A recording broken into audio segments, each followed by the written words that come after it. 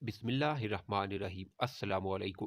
کہتے ہیں معافی اور توبہ کی توفیق بھی مقدر والوں کو ملتی ہے، ورنہ آنکھوں پہ لوہے کے پردے اور کانوں میں سیسا پگھلا دیا جاتا ہے، سوچنے سمجھنے کی صلاحیتیں سلب کر لی جاتی ہیں۔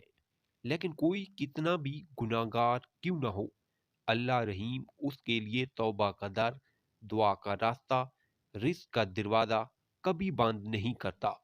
نعمت کی ناشکری زوال کا آغاز ہے اور استغفار کی کثرت عروج کا آغاز ہے۔ استغفر اللہ سر بلندی کا وظیفہ ہے، الحمدللہ انعام یافتہ بندوں کا ورد۔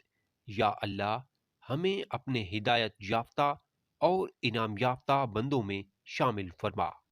آمین ثم آمین یا رب العالمین۔ اگر آپ میرے چینل پر نیو ہیں تو پلیز میرے چینل کو سبسکرائب اور ویڈیو کو لائک ضرور کریں۔